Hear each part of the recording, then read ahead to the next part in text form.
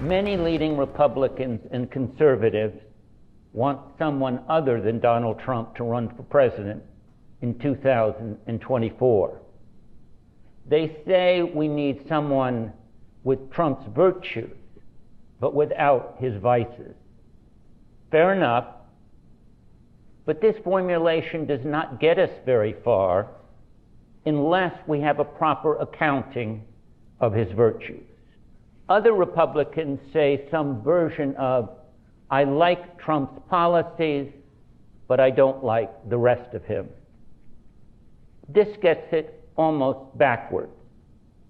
Although Trump advanced many important policies, it is the rest of him that contains the virtues that inspired the movement. Trump was born for the current crisis, the life and death struggle against a totalitarian enemy I call woke communism. The woke comms clench the Democratic Party by the scruff of its neck. They tell us lies, and they silence those who challenge the lies. Like most totalitarian regimes, they have a scapegoat, white males. They have a narrative, America is systemically racist. And they have a utopian vision of society where all identity groups are equal in all areas of American life. The woke comms control all the cultural and economic powers in America, from where they ruthlessly push their agenda. That agenda rests on the conviction that America is bad. As Trump once said, their goal is not to make America better.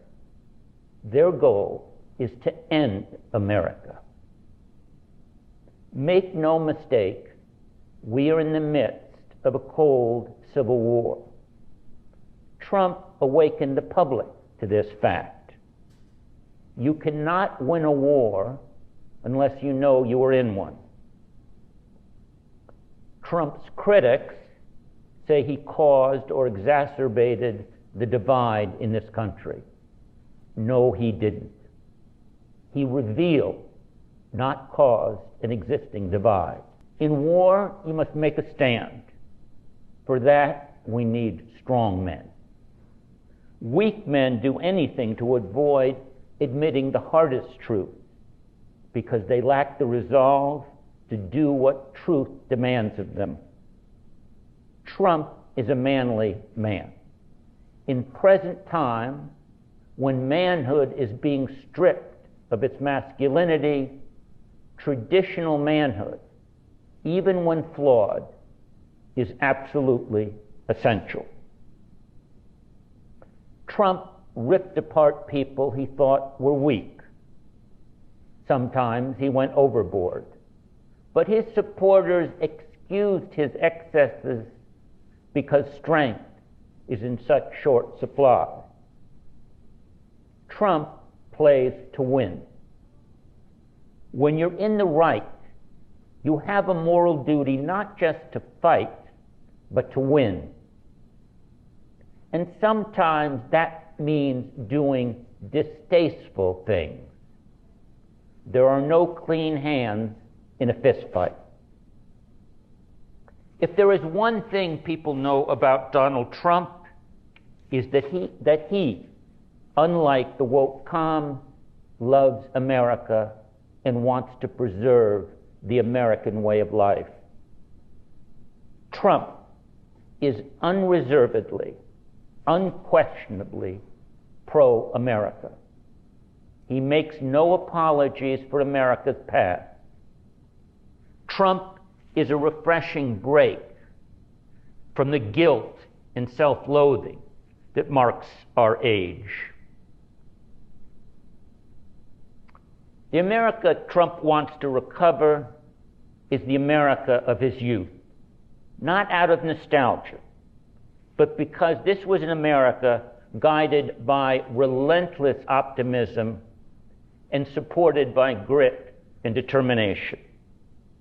An America that had done great things in the past and was eager to do more.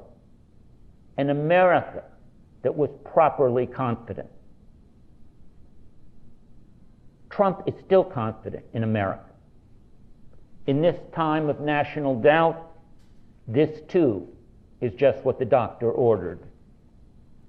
Trump thinks we can vanquish all comers if we just put our mind to it. And he's right. Trump has the courage to defend his own people, a large and impressive political fact. And courage never demands perfection. Trump stood up for America every time he violated the strictures of political correctness. He said over and over exactly what political correctness prohibits one from saying. We have a culture, it's exceptional, and that's the way we want to keep it. Trump has made it clear that we have no duty to allow anyone to come into this country, and no one has a right to come here. This is our country. And when we do allow foreigners the privilege to come here, they must, as Trump once said, support our values and love our people.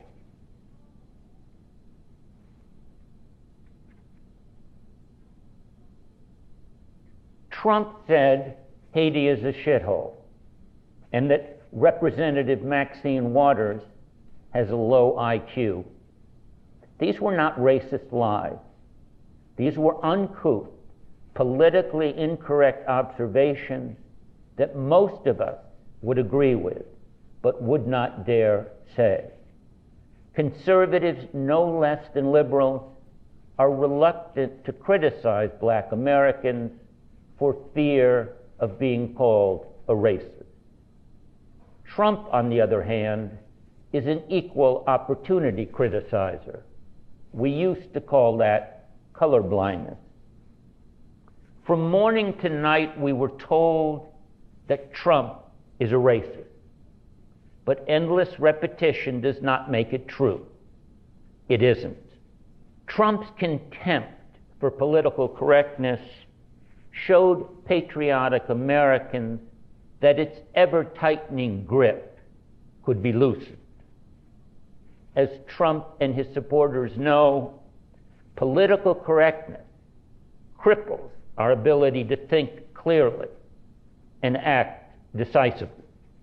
It is difficult to overestimate the significance of Trump's fight against political correctness, a fight which most Republicans are reluctant to engage.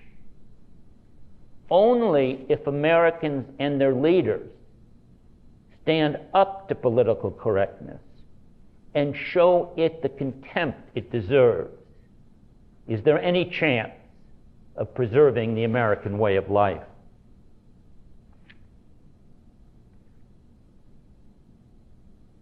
Trump treated the woke media with the same contempt he treated political correctness, provoking their outrage and revealing their utter corruption. It seems only Trump understands that the media can neither be negotiated with nor reformed. It must be defeated. Unlike most politicians, when Trump sees a problem, he goes out and fixes it.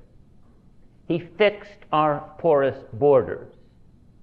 He moved our Israeli embassy to Jerusalem after decades of inaction. He eliminated hate America critical race theory in his administrative agencies. He developed a vaccine in record time. He achieved energy independence and much, much more. Trump is guided by facts and common sense. He has no use for theories because he knows that slavish devotion to theories leads to nonsense. For instance, that children should be able to change their sex, that it is wise to defund the police, that biological boys should be able to compete with girls in athletics. I am certain that Trump finds it impossible to believe that a woman can be a he. With Trump, what you see is what you get. Authenticity is something you have or you don't. But it takes courage and independence to live authentically. In politics, most find it almost impossible not to be phony. Not Trump. Trump taught us crucial things. For starters, that China is a mortal enemy. Before Trump, the public did not realize that. Now the public does. Likewise, free trade, accepted as a dogma by Republicans and Democrats, is now highly contested. These changes in public sentiment are big accomplishments made possible by qualities other than policy. Trump smoked rats out of hiding places. Because of Trump, we know our intelligence agencies are corrupt. We know also that the mainstream media is not just biased, but it is the propaganda arm of the Democratic Party. A large part of Trump's appeal was that he was a bona fide outsider. He distrusted the experts who believe they know better than the average American how to run the country. This distrust was appealing to Trump's base, who believe, and with good reason, that it is the experts who have created the despotic mess in which we find ourselves. Although his own administration sometimes made it difficult for him to get done everything he promised, his supporters knew he was on their side and was trying his damnedest not to let them down. Against the advice of most in his party, Trump has not let go of the claim that the 2020 election was stolen from him. His base backs him, and well they should. They know that Republicans will lose all future elections until they get to the bottom of the last one. Trump connected to his audience as Reagan did, because each spoke as a citizen to fellow citizens, without a trace of condescension. It wasn't an act, and Americans knew it. Trump may not have worked on a construction site, but he knew his way around one. One can imagine him trading bawdy jokes with his construction workers. Other presidents have represented the middle class, but none with Trump's common touch. Trump understands, as does the outsourced American worker, that a cheap smartphone is no replacement for a job and a life that it supports.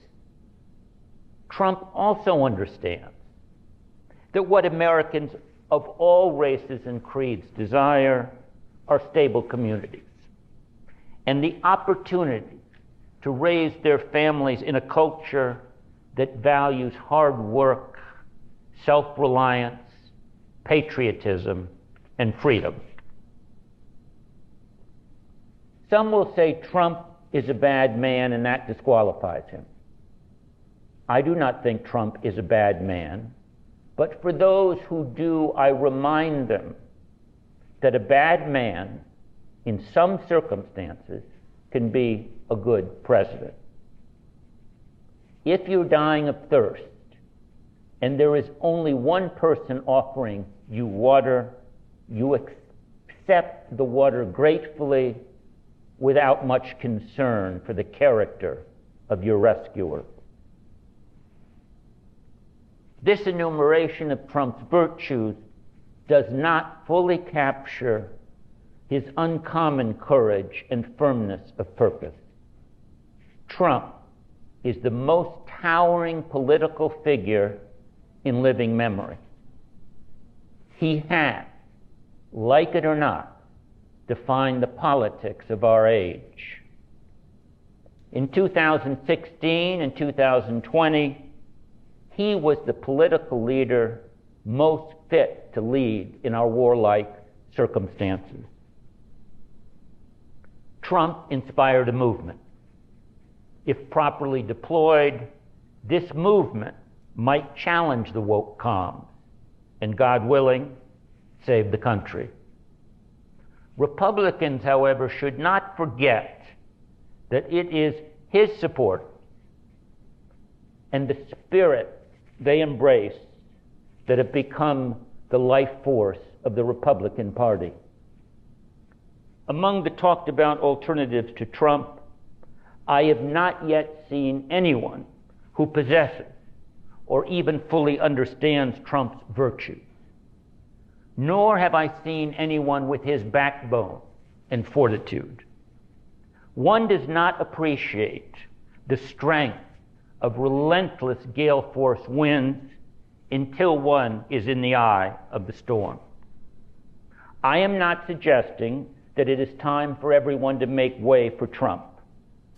Rather, that it is much too early to throw him overboard. If Republicans do choose another leader to lead the Trump movement, they must do so in full confidence that he will embody Trump's virtues. If not Trump himself, his virtues must be the standard by which we judge other candidates. Thank you.